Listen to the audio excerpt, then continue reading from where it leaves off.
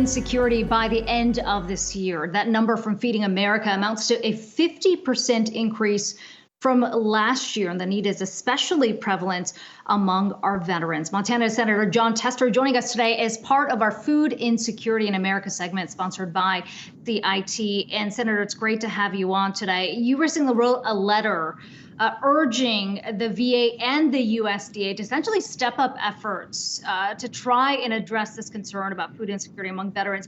This is an issue that was around even before the pandemic, but how have the last 8 months or so exacerbated it?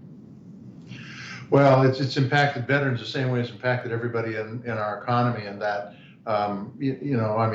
people have lost jobs and businesses have closed, and we're still a long ways from being out of the woods. And so, as you pointed out, this has been going on for long before the pandemic. The pandemic has made it far worse.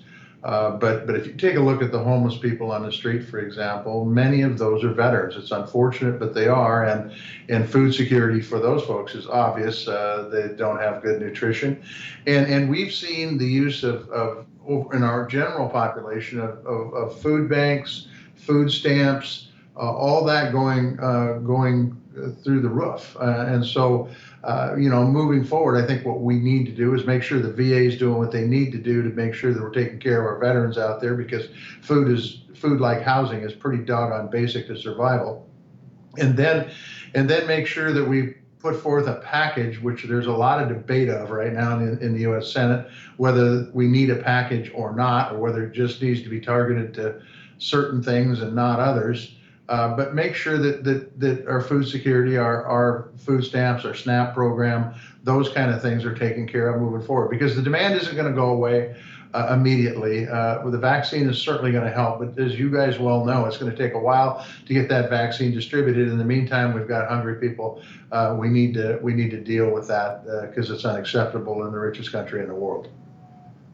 Yeah, Senator Tester, we want to get your take on new stimulus negotiations coming out of the Senate in just a second. But sticking with the problem on the food front here, you're the only farmer in Congress here, so I know you know the issue well. But a lot of Americans were confused by the images of farmers having to, get rid of crops, slaughtering a lot of their production here in terms of where this food was going to go, because there were problems in getting some of this food to food banks, distribution issues, as well as potentially some unspent funds here too. Akiko is raising the agricultural department urges, but also on the FEMA side, you guys have been pretty outspoken about trying to get that entity to do more here. So what to you is the biggest problems we're seeing in terms of government not living up to task in trying to help American farmers to really feed Americans out there that are in need? Well, this pandemic has taught us a lot, and one of the things it's taught us is our food chain is totally inadequate. And if we take a look a few months back at what happened in South Dakota in that hog slaughtering plant, where you have a large number of hogs going through and being slaughtered, and a large number of people working shoulder to shoulder, because of the consolidation in the food industry, that is what happens. And we need to enforce the Packers and Stockyards Act here, and make the marketplace more competitive. It will help people in production agriculture, and it will help ensure that our food supply is still there, so that if you have one case of a coronavirus, for example, it doesn't shut down your whole plant, because the plants will be smaller. I think it is critically important that we work to try to diversify our food processing and the whole agribusiness marketplace.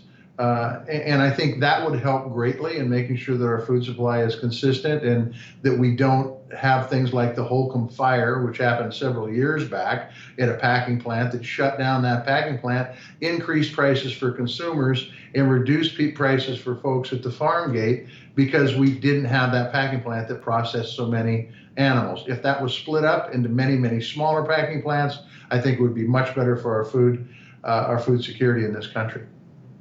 And to that point, Senator, we have seen this most recent surge of the coronavirus infection rates really spread across rural America, which is different from what we saw early on in the pandemic. In your home state of Montana, I'm curious what you are seeing on that front, particularly among farmers, and how you think that is likely to lead to some disruptions in food distribution.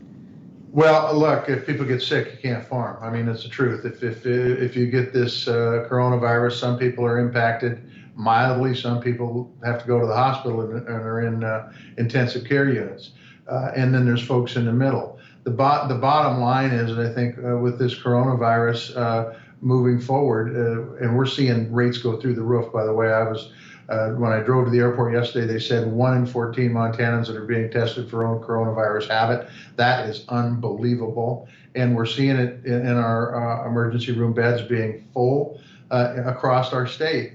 So we've got to be smart right now until we get the vaccine distributed. But the truth is, it could have some very significant impacts on production agriculture, because if you can't get out in the field, you can't do the planting, you can't do the tilling, you can't do the spraying, whatever you're doing, that job doesn't get done, and then it puts you behind. Timing is everything in agriculture.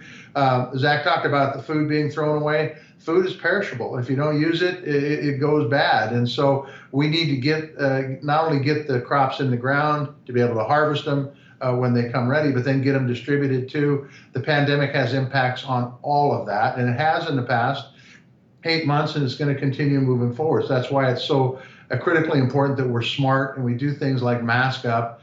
We do things like try not to expose ourselves to getting the coronavirus, because quite frankly, folks' lives are on the line. Their livelihoods are on the line too. So it's important we're smart. Now, look, I think we can see the light at the tunnel on this pandemic, at the end of the tunnel, but it's still pretty far away. We still have some work to do to get to a point where the economy gets turned around, where our food chain works for everybody, and where there's food security for everybody, and that we can get our economy running at 100% again.